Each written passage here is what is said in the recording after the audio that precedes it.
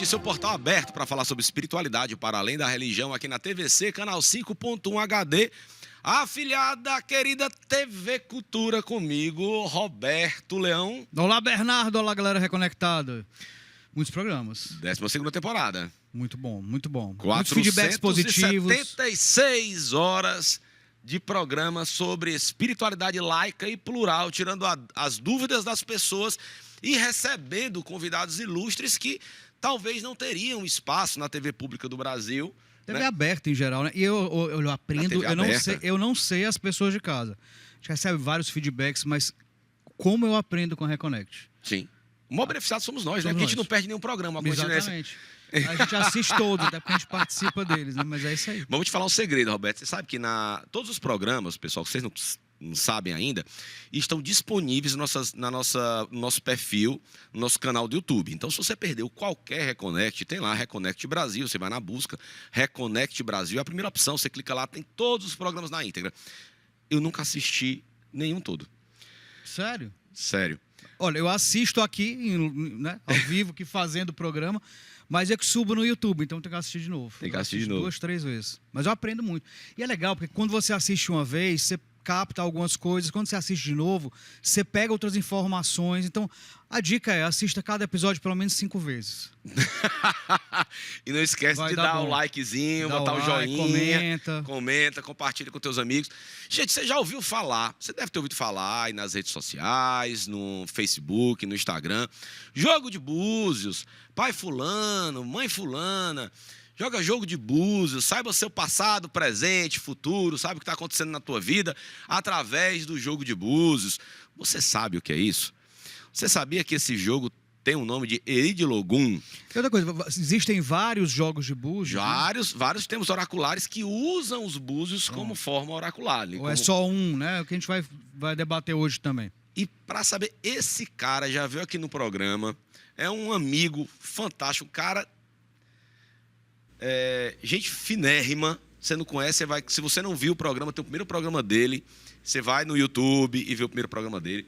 Ele que é Babalorixá de Candomblé, ele é Aloe Openã, Oloye Apenã, feito em África no culto tradicional. Nosso amigo Fábio de Odé, bem-vindo de volta. Muito bem-vindo, Fábio. Prazer tê-lo aqui novamente. Foi incrível a sua primeira passagem por aqui. Eu sei que transformou sua vida, você foi uma pessoa melhor.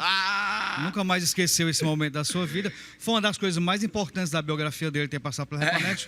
Disserte Era o sobre. estúdio antigo ainda, não era, Fábio? Era o estúdio ali, você lembra que não tinha esse fundo, né? Tá bem melhor, né? Tá bem melhor. Mas bom dia. Muito obrigado a todos. Obrigado pelo convite, primeiramente, né? Pelo carinho que vocês sempre me recebem. Obrigado à produção.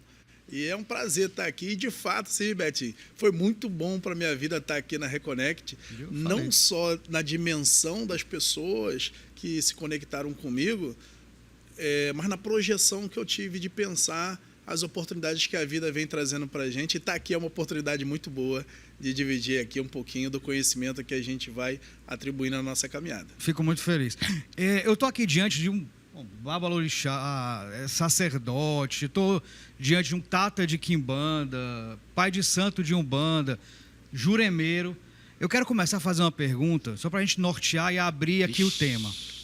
Mas é uma curiosidade minha, eu nunca tive essa oportunidade de perguntar. Quando é curiosidade dele é pior. Hoje eu tô para aprender. Dele é que a gente tá ferrado. Hoje eu tô aqui só para aprender, vou ficar só aprendendo com vocês. Mas eu quero que você me responda uma coisa, por que é tão comum os sacerdotes de religiões de matriz africana serem sacerdotes de várias vertentes? Você vê Babalorixá, pai de santo, tata, o mesmo sacerdote, e quando é o cristianismo, que é a mesma Bíblia, o mesmo Jesus, isso não acontece. Porque aqui um sacerdote cristão, ele não é pastor de várias igrejas. E nas religiões de matriz africana isso é bem comum. Você responde, eu respondo. Vai lá você primeiro, você é o convidado de hoje, você responde ou completo. Então, a visão que eu tenho sobre isso é que nós que temos esse segmento, a gente tem como ideologia cuidar do outro. E os problemas, eles são diversificados. Então, tem pessoas que elas vêm até a nossa vida, que elas dependem de um determinado culto. Eu acredito muito que para você dar algo a alguém, você precisa ter. Então, na minha visão, alguns cultos é para nossa melhoria enquanto ser humano, e outros é para que a gente possa exercer bem o fato de cuidar das outras pessoas, porque ser um sacerdote é disponibilizar seu tempo ao outro. Então, para dar, você precisa ter. Então, a gente se prepara também para poder ajudar a curar as dores do outros. Então, eu acho que é por isso que a gente é tão diversificado e precisa de ter preparações dentro de vários cultos. E acho que isso vai completando a gente enquanto sacerdote para poder atender melhor as pessoas. Porque, falando de África, quando você chega na África, se você chega com um determinado problema, eles vão te indicar para uma casa. Se aquela casa ela não resolve aquilo, ela vai te indicar para uma outra casa resolver aquilo. Aqui a gente tem como interesse poder cuidar de todo mundo que procura a nossa casa em si. Então, acho que é por isso tantas preparações. Essa é a minha visão, mas complete, por favor, Pai Bernardo. Eu parto muito da visão Bakongo, aí eu estou falando de povo banto, né? A Umbanda ela sofreu muita influência do povo banto, né? O povo banto foi o primeiro africano que chegou no Brasil em 1534, né? Banto é da África subsaariana, né? Então eles não cultuam o orixá. A forma bantu de se espiritualizar é através do culto dos seus ancestrais. Aí deu origem o início do que seria no futuro a Umbanda, deu origem à Quimbanda, ajudou muito a questão da formatação, do amalgamento cultural com os indígenas para a formatação da Jurema, né? E outros cultos, tá? Então, na cultura Bakongo, ele tem uma máxima. Primeiro, uma máxima de comunidade. Então, as pessoas vivem em comunidade. E a segunda máxima tudo que me soma me é válido e me fortalece. Muito bom. Então, o Bakongo, a cultura Bakongo, ele já tem essa cultura de eu não tenho isso, eu sou quimbandeiro, eu quero aprender uma prática mágica de Oxá, eu quero saber. Sim. Eu quero aprender. E isso, por um tempo, fortificou, felizmente ou infelizmente, aí não me cabe julgar, a catequização. Porque ele falava, tem um cara ali que andava sobre as águas e curava com barro e saliva. O cara, como é que eu faço para aprender isso aí? Como é que eu faço para aprender isso aí? Então, eles são universalistas. Cara, eu quero aprender. Eu não tenho isso. Eu quero aprender. Rapaz, eu quero aprender. É coisa de indígena. Eu quero aprender. Então, essa é a cultura Bakongo, né? Então, a gente herdou muito isso. Porque quando a gente pega, por exemplo, mesmo um tronco bantu, um tronco indígena, aí eu estou falando de Umbanda, Quimbanda, Jurema, é tudo o mesmo tronco. Muda culto e prática. Formatos, né? Muda formato. Muda como aquilo foi codificado, né? Aí vem o orixá, que aí eu acho o culto de orixá bem mais complexo pela sua antiguidade, né? Pela sua antiguidade, pelo que acabou que infelizmente se perdeu na diáspora. Sim. Né? Então eu acho mais complexo, por isso que eu não me atrevo a falar de orixá, por isso que está com um especialista hoje para falar aqui sobre isso. Fábio, meu babá, amigão, me diga uma coisa. Sua busca começou na Umbanda, depois Candomblé. Você, cara, tá pequeno para mim. Eu vou em África me especializar, né? Para você, quais foram os choque cultural? Eu não estou falando de comida, eu não estou falando choque cultural com que você há anos vinha praticando no Brasil e chegou lá e agora, né? Então, até porque como sacerdote, como babalorixá de Candomblé, você fazia uso do jogo de búzios. Sim, sim. Né? Quando foi para a África, foi o que você achou do seu jogo de búzios, que você tinha aprendido no Brasil? Então, a cultura do que você acredita que é o jogo de búzio, né? O jogo de búzio aqui, a gente tem como um sistema adivinatório, né? Então, as pessoas têm como uma predominância achar que existe algum tipo de adivinhação. Perfeito. E essa colocação, ela nunca encaixou bem dentro de mim, porque eu nunca consegui entender Deus, Olodumare, fazendo um ser humano um melhor do que o outro, um com a capacidade melhor do que o outro, ou com oportunidades melhores do que o do outro. Eu nunca consegui entender bem isso. Então, que merecimento é esse, né? Eu sempre entendi que o que diferenciava um sacerdote ou uma pessoa era o seu nível de dedicação. Eu falo para os meus filhos de santo até hoje que às vezes a gente trabalha até meia-noite. Eu falo para eles que a diferença é que quando dá meia-noite eles vão dormir. Eu vou tomar banho e vou estudar mais 40 minutos antes de dormir. Então, é uma obrigação minha estudar todo dia à noite mais um pouco para poder aprender e ter o que passar. Então, para mim, o que diferencia é o nível de dedicação. Então, quando eu cheguei na Nigéria, teve uma coisa que impactou muito. As crianças acordavam às 5h30 da manhã, a gente podia ver elas rezando. Elas estavam aprendendo os versos no caso de Odu Ifá que eu vi. É muito comum lá você vê eles estudando, é didático. Então é uma questão de estudo, é técnica. Não é somente uma prática, é uma cultura. É uma cultura, é técnica. Então, aquilo encaixou muito na minha concepção enquanto ser humano, porque é técnica. Então, qualquer pessoa que estudar, ela vai estar apta a desenvolver a técnica. Então, é uma tradição milenar, é uma tradição que já vem de famílias em famílias sendo repassadas, porém, é técnico. Quando vai fazer uma tradução, né, não uma adivinhação, vai fazer uma tradução de um Odu. Então, se aqui sai um Odu, Odu Oxé em Iriaiku, qualquer pessoa que entende de Erin de Logum, ela tem que ser capaz de traduzir essa nomenclatura para a pessoa. Então, lá a gente vê um sacerdote sacando Odu, porém tem mais 10 sacerdotes sentados para falar daquele mesmo Odu para o consulente, ou para o devoto, ou para o filho, como queiram chamar.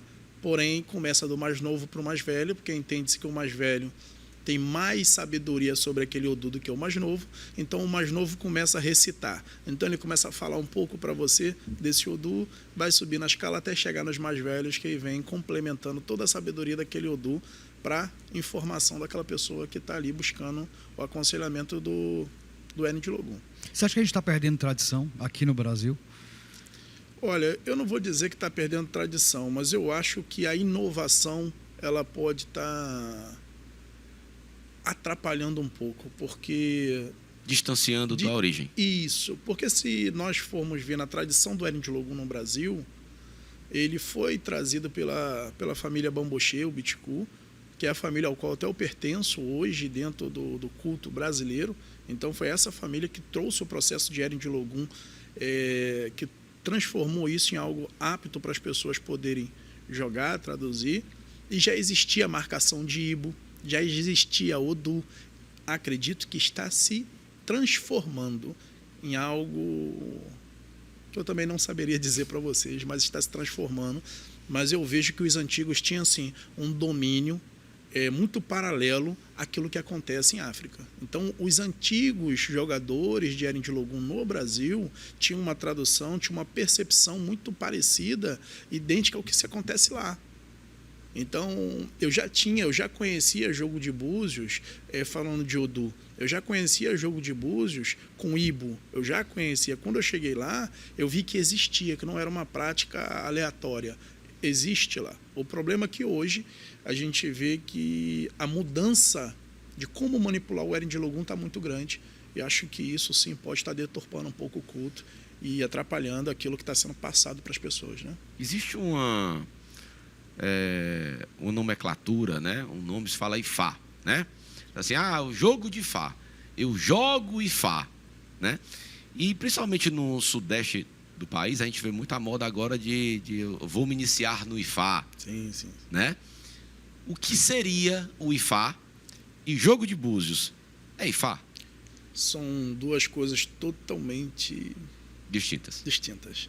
Porque Ifá é uma cultura de vida. Então, se você for em Nigéria, você vai ver pessoas que não são do Essim Orixá Ibile, ou seja, o culto tradicional iorubá, mas que segue a cultura de Ifá. Ou seja, Iwa Pelé, bom caráter, você ser um Aworerê, ser um bom filho. Então, isso são culturas de Ifá, mandamentos de Ifá, diferente da divindade Orumilá, que é a divindade cultuada, ou seja, dentro de Ifá. Porém, Orumilá, a gente está falando de Odu Ifá. Então, a forma de Orumilá traduzir para as pessoas é o Pelé Ifá, Iquim Ifá, é outro método. Erin de Logum, jogo de búzio, é de Olorixá, ou seja, pessoas que cultuam orixá como a sua base de vida. Então, esse culto já vem das famílias de Obatalá, as famílias de Oió, de Xangô, as famílias de orixá. Então, Erin de Logum é um método para quem é o lorixá. Babalaô usa o Perlé Ifá ou Iquim Ifá para a sua tradução. Então, são outros métodos oraculares que se usa. Então, Ifá seria, na verdade, um culto também. Orumilá Ifá, sim, é um culto. Ifá é a cultura, mas são odus diferentes. Então, é errado dizer que eu jogo Ifá. Sim. Porque Ifá é uma cultura. É uma íntegra muito errada você dizer que você joga Ifá, principalmente você portando o jogo de búzio dizendo que você está jogando Ifá. Não consigo entender essa vertente, porque quando você chega na África, a maioria dos olorixás eles não são iniciados em Ifá. Então são coisas distintas, são cultos distintos. Aqui no Brasil tem essa proporção de sermos iniciados em Ifá e sermos iniciados em orixá. E jogar Erin de Logum e jogar o Pelé. É uma coisa muito própria cultural daqui, Mas né? é própria cultural daqui. Lá não. Lá o olorixá, ele joga Erin de Logum, porque aquele método é da família de olorixá. Eri de Logum e Meri de Logum. É correto afirmar que são a mesma coisa? Porque Merin está ligado a utilizar a palavra que é por 16 búzios, né? Então, tanto faz Meri de Logum e Eri de Logum. Porque Merin de Logum está ligado à contagem dos búzios que usa para tradução. Os 16 ou dos principais, né? Erin de Logum é o método. Fábio, a gente vê que existe essa proliferação ou esse interesse maior nas religiões de matriz africana, religiões que cultuam ancestralidade, mortos, orixás, etc. A população em geral, muita gente está indo por esse caminho, ou está buscando, ou tem curiosidade em relação a isso, mas você vê que existe um culto mais superficial. Sim. E fica me parecendo que você ir em África, ou você estudar mais, ou você se especializar, acaba sendo algo um pouco mais para poucos, que acaba se restringindo muito a quem quer ser sacerdote, ou para quem já é iniciado. Você acha que isso é um ponto positivo, ou assim, seria melhor se tivesse mais acesso às pessoas para que a própria mistificação em relação às religiões fosse quebrada ou fosse amenizada? Betinho, essa pergunta ela me lembra a minha história de vida. Foi uma pergunta, inclusive, excelente. Né? Maravilhosa. Não foi? Ela me lembra literalmente a minha história de vida, porque eu sou filho de preto, eu fui uma pessoa que eu cresci, não foi em berço de ouro, então perdi meus pais muito cedo. Isso me fez encarar a vida em uma realidade diferente das outras pessoas, né? Aos 14 para 15 anos eu tinha que saber o que era entender, trazer recurso para mim e para o meu irmão de 13. Sobreviver, né? Sobreviver. Porque não tivemos naquele momento um amparo tão forte, por questões, acho que escolhas religiosas também. Então, assim, eu desde cedo, eu tive que lutar muito para ter dinheiro, para conseguir todas essas informações, porque eu acho que informação é algo muito caro no nosso país. Sim. Muito caro. Enquanto lá é uma cultura, aqui informação é algo muito caro para se ter. Mas eu consegui, fui abençoado pelos orixás, consegui vencer essa barreira. E uma das minhas lutas hoje é para fazer com que todo mundo tenha acesso ao mesmo tipo de material. E o que vai diferenciar uma pessoa da outra vai ser esses 40 minutinhos que ela dorme a menos para poder estudar. Essa é uma meta minha de vida. Eu sei que em alguns formatos, alguns sacerdotes nem apoiam esse pensamento, mas é uma visão minha pessoal e eu vou continuar nela, porque eu entendo que todo mundo deve ter acesso à informação. Se essa pessoa vai se dedicar muito a aprender para poder ou viver disso ou viver para isso, isso já é uma escolha da pessoa, mas dar essas escolhas para as pessoas é algo que eu luto. É um propósito teu. É um propósito de vida para que isso tudo chegue até as pessoas, né? E outra, não seria muito bom se você viesse numa consulta oracular e quando eu sacar Odu para você já entender do que aquele Odu fala?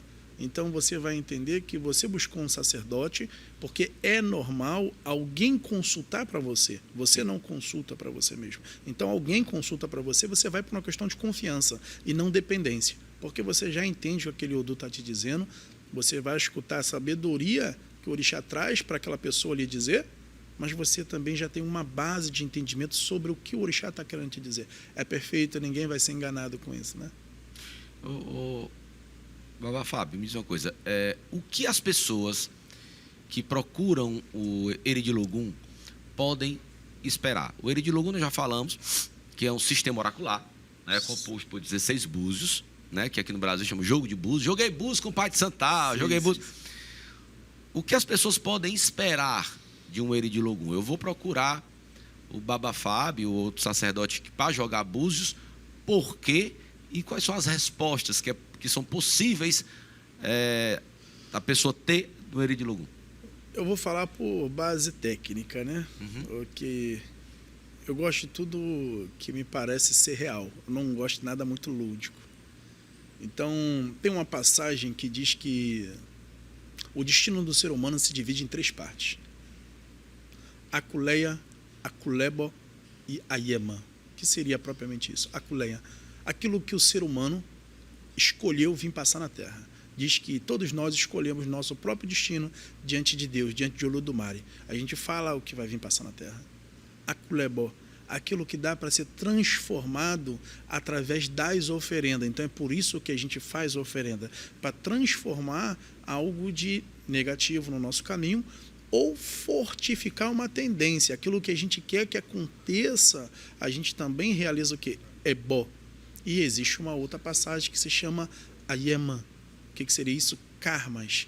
Karmas que a família vem sofrendo, karmas que a família vem passando. Então, aqueles acontecimentos já vêm se repetindo.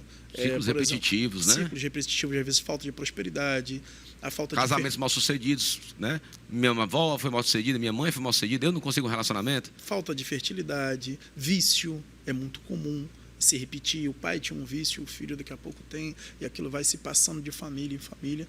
E essa parte do destino se chama Ayema. Então a gente entende que através do Eridilogum, primeira coisa, a gente saca o Odu para ter informação do orixá. Se aquilo que a pessoa está passando é uma akuleia, uma escolha, é falta de akulebó, falta de oferenda, ou Ayema, tem que fazer a quebra de karmas ligado à família. Então aí a gente entende como começar a tratar. Isso mostra que o jogo é individual, né? Porque a impressão que a gente tem é, você tem o Odu tal, todo mundo que tem o Odu tal tem o mesmo destino, tem a mesma característica. Você hoje está bem polêmico. Mas espera aí, responde agora não. Vamos para o intervalo e ele responde, deixar essa para responder no final. Fica aí.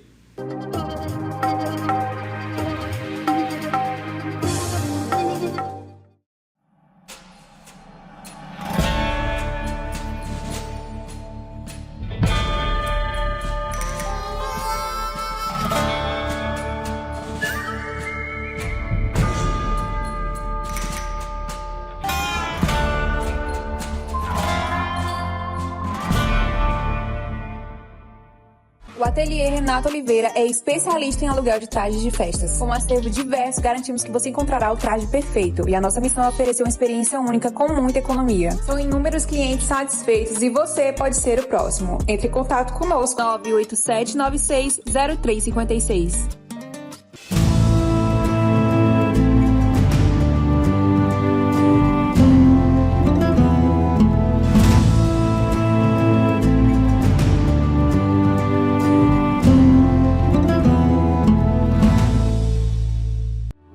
Quer aprender a lidar melhor com a sua vida?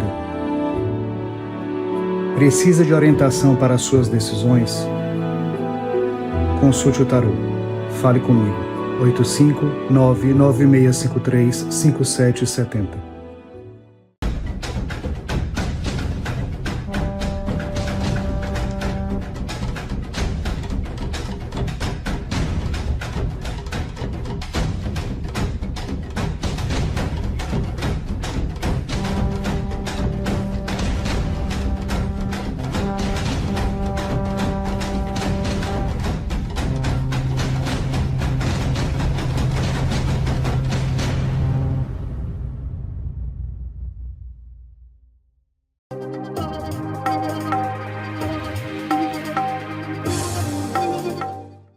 Voltamos, você está na Reconnect, seu portal aberto para falar sobre espiritualidade, para além da religião, aqui na TVC, afiliada à TV Cultura. Aqui hoje com a gente, Baba Fábio Diodé, falando sobre Eri de Logum, tá? Ele que é babalorixá de candomblé, foi um bandista, foi não, né? Ninguém abandona, ninguém deixa de ser, né? Feito em África, que eu não sei o nome do negócio, mas eu vou ler aqui, tá? Que é pesca, mesmo com a pesca não prometo falar direito. Pronunciar corretamente. Oloye Apenan. Correto. Ele é Oloye Apenan, que ele vai falar o que é isso depois. Antes dele responder a próxima pergunta, o Roberto, antes do intervalo, fez uma pergunta que eu tenho o maior prazer do mundo em cortar. Roberto, refaça a... Olha, era um momento. Eu tenho insights. Perdeu o insight, não lembro mais, tô brincando. Não, a gente estava falando sobre a questão da individualização. O jogo parecer ser muito coletivo. As pessoas têm uma ideia de que o meu Odu é tal, todo mundo tem Odu tal igual a mim. Meio signo, né? Sim. Quem tem Odu tal tem as mesmas características de todo mundo, então não é uma coisa individualizada. Tendência comportamental, como se fosse signo, né? E parece assim que não sei, pra que eu vou jogar? Basta apurar e pronto, eu já vou saber o que vai acontecer, não tem uma coisa individualizada. E você falou aí de 3 questões que parece que individualiza mais o jogo, né? É individual. Não é coletivo. Não é coletivo. Eu tenho o meu Odu, é o mesmo do Bernardo, não quer dizer que a gente tenha... Não, vou explicar aqui agora um pouquinho para vocês. Primeira coisa, uma pessoa só consegue entender qual é o Odu dela se ela fizer Itefá, ou seja, Itelodu. Quem faz Ifá Orumilá sabe qual é o seu Odu de nascença dentro da cultura de Ifá. Eri de Logum é Olorixá. Existe o seu Odu de iniciação. Então, quando você faz uma iniciação em Orixá, existe um Odu sacado dentro daquela iniciação que vai fazer o quê? Nortear. Qual é o Odu daquela iniciação? Então, ele é... O que esperar, né? Ele é temporário, sabe? Ele é passageiro. O Lorixá não tem um Odu de vida, que é para a vida toda. É para aquela situação. Então, o que esperar daquela iniciação? É sacar um Odu, onde aquele Odu vem trazendo o que aquela iniciação deve trabalhar na vida da pessoa. Tem, né, Babá? Aqui no Brasil formatou-se essa cultura de sacar o Odu da pessoa de nascimento, né? Onde a pessoa destrincha ali qual é o destino dela, qual a tendência de comportamento, como o Roberto está falando, que é meio que começa a aparecer um signo, né? Aqui tem essa cultura até pela data de nascimento, né? Que eu já digo que não parte muito da cultura... Do culto original. Do culto original. É algo, talvez, sabedorias e saberes que as pessoas foram adquirindo com o tempo, juntando, e todo saber é bem-vindo, né? Mas não faz parte do culto tradicional. Da tradição. A tradição, ela diz que povo de Orixá, você tem acesso ao seu Odu quando você faz uma iniciação. Até os 3 meses de vida também, né, Tata? Vai levar até os 3 meses de vida, né? Que é levado para os templos para sacar o Odu de nascimento, né? Isso. Esse já é uma cerimônia chamada Setaiê, né? Que tanto faz o povo de Orixá faz, como o povo de Ifá faz. Então, o povo de Ifá vai fazer isso na criança, geralmente até os 3 meses, saca o Odu para entender o que tem no destino daquela criança. O povo de Orixá também faz isso, e ali também já faz o quê? Os primeiros ebós, as primeiras oferendas para o destino daquela pessoa, ou seja, né, daquele ser, daquela criança em si. Então, Odu é uma coisa para quem se adentra dentro do culto. Então, é um Odu definitivo. Odu passageiro, Odu aleatório, Odu que ele é temporário, é esses que quando a gente vai sacar o jogo, temporariamente você está sob influência daquele Odu. Você é uma pergunta aqui. Muitos babalaôs, babalorixás, sacerdotes de Umbanda, por as religiões, né, por esses cultos serem com base na oralidade, né? E sim, tem muitos que são muito sábios em seus saberes, mesmo não tendo uma educação formal tão embasada, né? Mas acaba que tem a cultura de porque é. As coisas são porque são. Mas por que são? Porque são. Né? Tem essa cultura aqui no Brasil, né? Seja sacerdote de Umbanda, de Quimbanda, de Candomblé. Mas meu baba, meu tata, meu pai, por que as coisas são assim? Porque é. Né? O senhor já tem uma bagagem cultural, apesar da infância difícil, tem uma bagagem cultural mais elaborada, você nota pela comunicação, tem várias viagens internacionais e tudo mais. E eu queria te perguntar uma coisa, o que é o ebó? Sem uma forma de porque é, né? É uma limpeza? É uma limpeza? É uma oferenda? No Brasil se tem uma imagem de você tem que fazer um ebó. O que é ebó? Limpeza. O que é ebó? Você vai jogar, você procura um pai de santo, joga o oráculo, joga o Eridilogum, fala, você tem que fazer um ebó. O que é o ebó? Ebó. A tradução seria oferendar. Então, o ato de oferendar é ebó.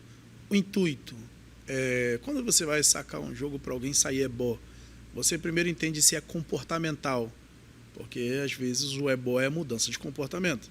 Não adianta a pessoa fazer várias oferendas, se ela não mudar o comportamento, ela não vai atingir. Às vezes o ebó, ele pode ser um sará. O que é um sará? Dividir um pouco do que você tem com as outras pessoas. Isso é ebó, se chama ebó sará, ebó itutu, ou oferendar. Ou seja, a oferenda através de imolação, a oferenda através de adimum, que são as comidas. Isso seria bibó orixá ou itutu. Eboriru, o ato de rezar para o destino da pessoa. Então, ebó saraiê, que é o mais conhecido aqui no Brasil, sim, que é o ato de passar um elemento num corpo de uma pessoa para descarregar ou para potencializar alguma energia que aquela pessoa queira. É porque a nossa cabeça, ela geralmente leva a palavra ebó para algo que precisa tirar, eliminar. E às não é propriamente. Às vezes é emanar também, né? Às vezes é emanar para que aquela pessoa... Equilibrar, para que aquela pessoa consiga... Ou seja, ela consiga efetuar, ela consiga realizar aquilo que ela veio buscar. A gente vê nos ebós que tem ebós com menos elementos, com mais elementos, mas para o consulente, quanto mais elemento, quanto mais coisas assim, né, espetaculares, melhor. Tem uma emolação, tem uma pólvora. Mas o que é mais importante para o ebó? É o elemento ou a crença de quem está fazendo que vai ter uma mudança ali? Eu acho que... Precisa de crença. Precisa que a pessoa acredite ou o ebó funciona por si só? Eu não acredito, eu estou ali, vou ver qual é, os elementos, quer dizer, a dinâmica do ebó, a ritualística, ela funciona sem o pensamento do consulente? Olha, eu não sou uma pessoa muito ligada à questão do pensamento, tá? Mas eu acredito na aceitação. A pessoa precisa aceitar fazer o ebó, ela quer fazer o ebó. Então, a aceitação para que o ori dela aceite o que está sendo emanado. Porque o que a gente entende? Tudo que é rezado é oferendado para que o ori daquela pessoa, a própria cabeça daquela pessoa, aceite aquela energia. Então, para mim, o maior poder de conexão com a espiritualidade é através da reza, através da oração. A oração é o que faz a diferença. Os elementos, eles são para poder traduzir para a divindade o que você está precisando. Por exemplo, se você... Dá uma referência para a entidade. Se você oferecer para uma entidade um ovo cru, o ovo cru é um elemento para tirar negatividade, mas ele cozido é para atrair prosperidade. Se você oferendar banana entende-se que é para prosperidade, riqueza. Cana-de-açúcar, irequé, é para que a pessoa tenha uma vida doce, a pessoa tenha oportunidades na vida. Então, os elementos, eles significam algo para a divindade. Então, se é um ebó feito para prosperidade, vai ter elementos que signifiquem prosperidade para que a divindade, desde quando ela olhe para os elementos, ela venha receber, ela entenda que o pedido está sendo sobre prosperidade. Os animais, eledé, porco, é um animal ofertado para prosperidade. A galinha, proteção. O galo, para que uma pessoa tenha caminho. O abucó, que é o bode, ele é feito para transmutar a energia do corpo humano, ou seja, aquilo que está negativo é ficar positivo. Então, tudo tem um porquê. Os elementos, eles não são aleatórios. Todo elemento, ele significa algo para o ebó. Agora, a aceitação da pessoa sobre o ebó, eu acho que ela é de extrema importância. E como eu falo para vocês que eu gosto de tudo que seja muito palpável, o ebó, para mim, ele tem a parte comportamental, a sabedoria do sacerdote em si, também acho que conta muito, mas também tem uma coisa que ela é muito importante as pessoas entenderem, que é merecimento. O Olodumare não vai proporcionar nada a ninguém que não mereça. E a Mioxorongá não vai permitir com que você fique com nada por muito tempo que você não mereça. Ou você pode até adquirir aquilo através de magia, mas você vai perder algo na sua vida em troca daquilo. Isso é comprovado com todos os estudos que eu venho fazendo. toda a conexão que eu tenho com grandes sacerdotes. Mas qual é a visão de... que assim, os entendimentos e as visões vão mudando com as culturas, né? Sim, sim. Na visão... Aí você pode até fazer um comparativo da visão do Baba Fábio e da visão Iorubá, ou pode ser só na visão Iorubá ou só na sua visão. Você fica à vontade. Qual é a sua visão sobre merecimento? Merecimento, a minha visão em si, Pai Bernardo, é que... Deus. Deus vai julgar, Orixá vai julgar. Quem julga? O merecimento é baseado no entendimento moral e ético de quem? Quem julga se você merece ou não. Então, nós temos uma divindade cultuada dentro do culto que se chama Yami Oxorongá. Sim. É a grande mãe protetora e a grande mãe que tem como função corrigir o ser humano. Essa é a função da mãe, corrigir, preparar o ser humano para a vida. Então, às vezes atrás da P também, né? Ou seja, 50% das vezes é assim.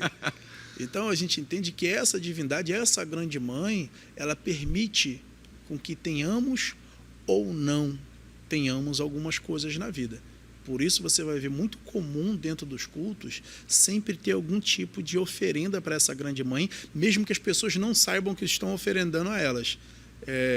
Existem várias coisas que as pessoas fazem dentro do culto. Eu vejo isso até mesmo dentro da Umbanda, quando eu chego em alguns recintos, que aquilo ali é uma forma de oferendar essa grande mãe, mas as pessoas têm uma nomenclatura diferente de como fazer aquilo. E eu acho isso mágico, porque o merecimento não vai ser um outro humano que vai lhe dizer. São as próprias divindades que elas vão entender se você merece realmente aquilo, se aquilo está no seu tempo. Porque o merecimento ele vai muito da cultura, do tempo, né? Sim, sim. Porque o merecimento está muito ligado, enraizado com arquétipos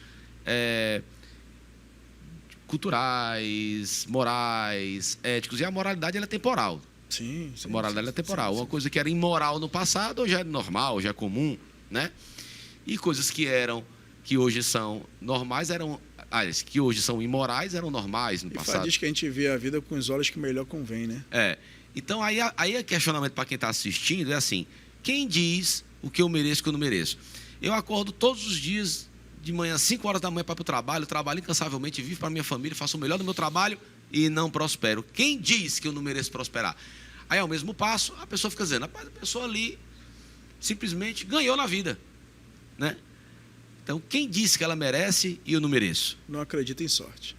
Sim, não, vamos falar com o pessoal de casa, né? Vamos falar para o pessoal de casa. Então, quem define o que é merecimento?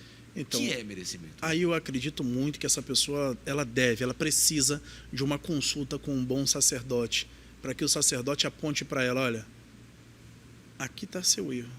Você tem esses pontos fortes, mas esse ponto você precisa trabalhar. Dentro do Obará, tem uma passagem que ela fala muito disso. Fala dentro de Obará que uma pessoa é muito inteligente, que aquela pessoa ela tem uma alta capacidade de planejamento, de idealização, mas ela não tem potencial de realização.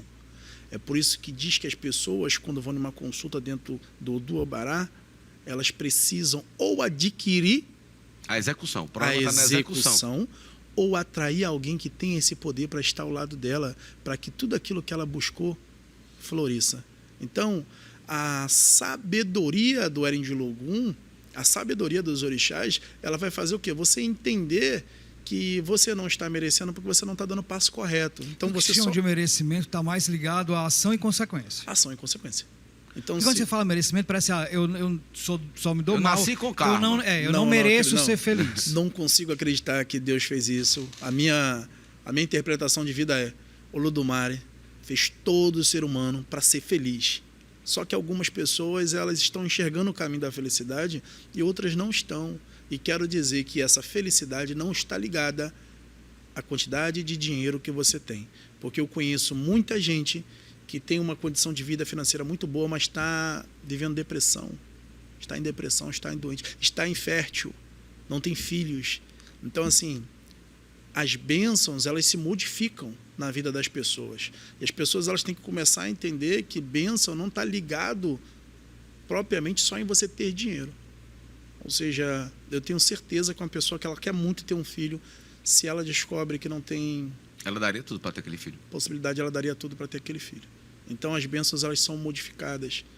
Então, eu mesmo sou uma pessoa que, quando estava novo no casamento, queria ser pai. Eu achava que era minha esposa que tinha um problema, e depois não era, fui procurar saber, eu tinha um problema, e que tinha que tomar uma medicação e tudo, mas fui abençoado com 2 filhos. Então a gente entende que quando o orixá ele te apoia, você consegue, às vezes, modificar escolhas de um destino, sabe? Então, o merecimento que eu falo é sobre a pessoa tentar também buscar boas referências, não se permitir, porque eu entendo que quando alguém te engana, aconteceu um erro dos 2 lados. Quem te enganou, mas você também se permitiu, com certeza, algumas coisas. Então, o que eu aconselho sempre precisa de um sacerdote, busque uma referência, busque entender quem é, busque entender a trajetória dessa pessoa, para você poder... Então, assim, só para a gente entender, é como se a gente nascesse com vários caminhos que vão dar no mesmo lugar, que seria o destino, e a gente escolhe que caminho seguir, é isso? Se é o mais turbulento, se é o de asfalto, se é o de Mas pissarra. o destino é um só. A divindade, elas vão te falar assim, olha, vai por aqui. Porque o que o Eren de Logum tem a propriedade de fazer? Quando você joga para uma pessoa, o jogo dessa pessoa sai em um estado de biku. Então está falando da morte, a morte está no caminho da pessoa. Então você precisa entender se é uma morte espiritual, ou seja, aquela pessoa está muito distante de concluir o seu destino, ela tinha que estar indo para a direita, ela está indo para a esquerda, ou se é uma morte realmente do Ará, existe uma morte física prevista para aquela pessoa. Então o que o Eren de Logum vai fazer? Olha, você não deve sair por 7 dias. A pessoa pode não entender, mas é porque tinha um acidente para aquela pessoa passar dentro daqueles 7 dias, mas se ela não saiu de casa, ela não se encontrou com o Iku, ela não se encontrou com a morte. Então, Eren de Logum tem essa sabedoria para poder transmutar o que é de ruim na vida do ser humano. É por isso... Aí a pessoa que está lá em casa agora, fala assim, ó, mas quem sabe da morte e da vida é Deus. Se Deus quer, a pessoa morre. Eu não posso fugir. Eu não posso fugir da morte, porque quem manda é Deus. Qual a visão do culto tradicional em relação a isso? Olha, a gente não acredita nisso. Porque nós podemos concluir N situações. Com certeza vai ter muita gente que se cuida comigo assistindo esse programa. Vai falar assim, olha, eu tive 90% de negativa do médico e não fui. Então, foi Deus? Foi as divindades? A pessoa pode dizer assim, foi o livramento, né? Foi a misericórdia. Aí vai no que você acredita, sim, né? Sim. Então, para a gente, vem se constatando ao decorrer dos anos que a sabedoria modifica. Eu mesmo acabei de ter ontem um feedback de uma cliente que foi lá no terreiro agradecer, lá no templo agradecer, porque ela chegou lá e ela estava tendo um processo de câncer muito agressivo e com 15 nódulos. E ela foi ontem agradecer que ela foi fazer os exames agora, depois dos ebóis, e ela está com 80% do corpo recuperado. Ou seja, falta 20 aí para a gente pedir às divindades. Então, se a gente seguir por essa lógica, a pessoa não morre nunca, vai ser eterna. Porque quem é que quer? Tem muita gente que aceita melhor a morte, mas tem gente que não aceita. Então vai estar sempre fazendo magia, vai estar sempre procurando algo para fazer. Do que ele falou do merecimento, né? A pessoa bebe, vai dirigir, pega o carro e dirige. Tá, tudo bem, mas eu faço tudo certo. Eu faço tudo certo, eu tenho o meu sacerdote, eu faço... Quem é que faz tudo certo, Roberto? Não, mas a minha pergunta é... A pessoa, te responder, entendeu? A pessoa acha que é eterno. A pessoa nunca vai chegar uma hora que ela vai ter que aceitar que ela tem que morrer. Certo. E como é que a gente vai entender que não é a nossa hora, o que a gente pode prolongar um pouco mais? O que a gente entende como vida? A vida é um bom cumprimento do destino. Então, quando Fábio Nascimento Franco, que é meu nome, tiver cumprido tudo aquilo que Olodumare me determinou, tudo aquilo que eu disse diante de Olodumare, está na hora. Aí sim está na grande hora. Mas quando uma doença, ela pega o seu corpo antes da hora de você completar seu destino, um acidente pode acontecer com você antes da hora de completar seu destino, o ebó transforma. Porque o que a gente acredita? Existe a Jogumbi, ou seja, guerreiros do mal que provocam o quê? Morte na vida das pessoas, doença na vida das pessoas, miséria na vida das pessoas, ebá, estagnação na vida das pessoas, jó, mentira na vida das pessoas. Então, o que a gente entende? Quando isso é provocado por a Jogumbi, existe transformação, sim, no destino das pessoas, porque aquilo não era um natural do Ori daquela pessoa. Agora, quando o Ori daquela pessoa já cumpriu tudo que tinha para cumprir aqui, você cumpriu as suas metas, você vai ter vida agora em um outro local, porque os iniciados não morrem.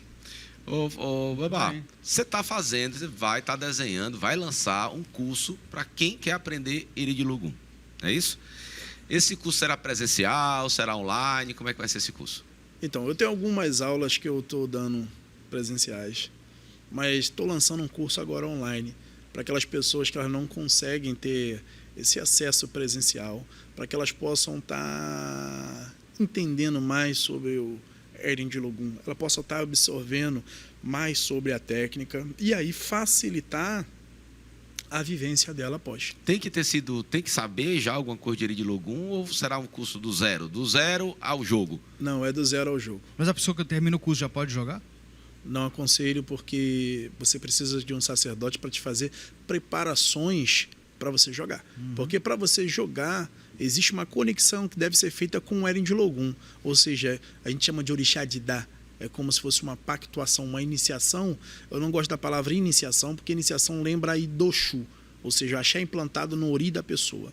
Mas seria uma pactuação com o Orixá de Dá. Ou seja, o Orixá da sua sabedoria, que isso vai diferenciar. Às vezes o meu é o Batalá, o seu pode ser o Oiá, o dele pode ser o Oxóssi. Cada um tem um orixá em si que vem lhe trazendo informações de como cuidar das pessoas. Então isso seria o orixá de Dá, o orixá da sabedoria. E existe obrigações para que esse búzio ele não seja normal, para que esse búzio consiga se conectar com o Odu e com as divindades.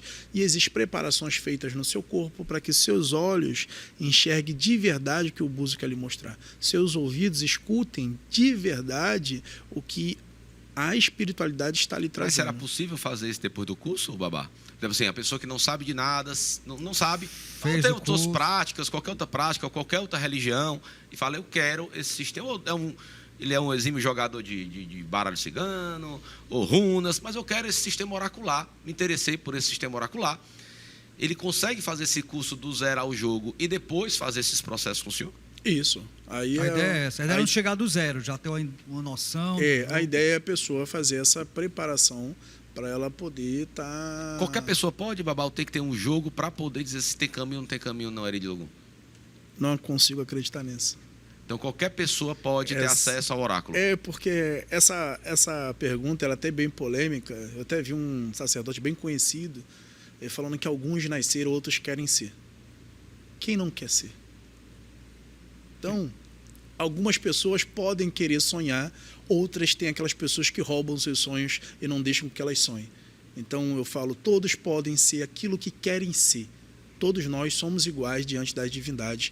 E se você quer, assim, aprender, se você entende... Que independente da religião, independente da crença. Independente. Se você quer dedicar seu tempo ao outro, quer dedicar seu tempo às divindades, você vai aprender porque é técnico, você vai conseguir traduzir e você só deve preparar o seu corpo e, lógico, né?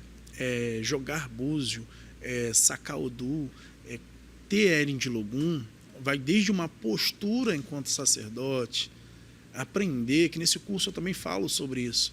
Você precisa ter uma postura adequada, você precisa ter uma fala assertiva com seu filho, com seu consulente. Então não é uma coisa que você fala o que quer, como quer, da forma que quer. Você está ali primeiro para ouvir. Então isso é muito importante, que você vai direcionar pessoas. Então ser um direcionador precisa de uma boa preparação. Perfeito. Muito bem. Você quer mais informações sobre esse fantástico, sobre Eren de Logum? Você quer mais informações sobre o culto tradicional? Você quer mais informações sobre ebó? O que é ebó? Se você precisa de um ebó, se você precisa equilibrar algo em tua vida, se você está distante do teu destino, do teu caminho, o que é que está acontecendo de errado na tua vida, procura. E sobre o curso, você quer aprender... Reconnect indica. Esse curso é indicado pela Reconnect. Total. Se você quer aprender a cuidar das pessoas, seja oraculista ou não, quer agregar aos teus conhecimentos ou não, você procura aí o Baba Fábio, vai sair aqui, o Léo Kazumba, nosso editor fantástico, vai colocar o contato aqui do Baba Fábio. Baba Fábio, foi sempre muito um prazer tê-lo aqui. Passa rápido, né? De verdade. Pai Bernardo, Pai Betinho, muito obrigado pelo carinho, pela generosidade. A gente sempre está aqui muito nervoso para poder falar, mas vocês fazem a gente se sentir em casa. Agradeço muito, que o Lodomar abençoe. Sempre que quiser, aqui está aberto para você. Um prazer tê-lo aqui. Achei. Obrigado, Babá. Obrigado, Roberto. Obrigado tá você. Fortinho, né? Tá malhando? Rapaz, um bocado de tempo, né? Agora, né? Tá revelando. Tá dando certo. Obrigado a você que mais uma vez abriu as portas da sua casa para a Reconnect. Que você tenha, se você está vendo a gente no domingo, no seu canal 5.1 HD, às 2h30 da tarde. Então tem um excelente restinho de semana, de final de semana, tem uma semana abençoada. Tá? É o nosso desejo aqui da Reconnect. Se você está vendo aí nas redes sociais, desejamos sempre uma reconexão com a tua espiritualidade cheia de axé, cheia de fé, cheia de saravá, cheia de Shalom, amém. De shalom, de amém. Obrigado por nos receber mais uma vez na sua casa. Até a próxima semana. Até a próxima Reconexão. Eu acho que o Roberto tá precisando assim, de uns 6 bolsa, não acha não? Assim, passar Tô assim, nada. 7.